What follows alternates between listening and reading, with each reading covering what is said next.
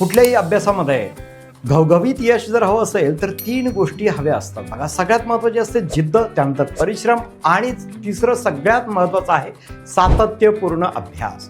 पण सर हे जिद्द आणि परिश्रम ठीक आहे, ते आम्ही करण्याची तयारी आहे, सातत्य टिकत नाही हो. सगळ्यात मोठा प्रश्न तोच आहे. मॅक्सिमम मुलांचा तोच प्रश्न असतो की सातत्य टिकत नाही. सुरुवातीचा उत्साह 2-3 दिवस टिकतो, त्यानंतर सगळं पहिल्यापासून सुरुवात करावी लागते. याला काय उपाय? याला सुद्धा एक नामी इलाज आहे मित्रांनो. काय करायचं? सगळ्यात सुरुवातीला सातत्य टिकवण्यासाठी काय करायचं? मोठा अभ्यास घ्यायचा नाही, स्मॉल गोल सेट करायचे.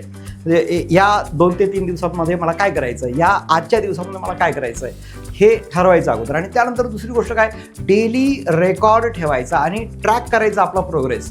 संध्याकाळच्या वेळी झोपण्या अगोदर आपण हे नक्कीच बघितलं पाहिजे की आपला अभ्यास किती कंप्लीट झालेला आहे, किती व्हायचा बाकी आहे. जो व्हायचा बाकी असेल तो पुन्हा दुसऱ्या दिवसासाठी आपण कंटिन्यू घ्यायला पाहिजे.